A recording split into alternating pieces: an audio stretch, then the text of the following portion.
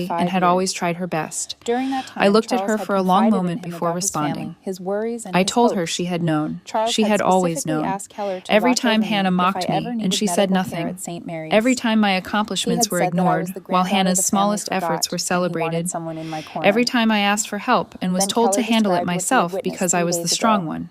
He had She walked knew. into my hospital room She to find simply Hannah chose standing not to over my see, bed. because seeing She would had have just ripped required the her to breathing tube act, from my and face. acting would I have was meant choking, confronting gasping, Hannah, unable and to confronting breathe. Hannah And was Hannah something she simply had stood never there been willing to watching. do. He intervened My mother immediately had no and saved my response. life.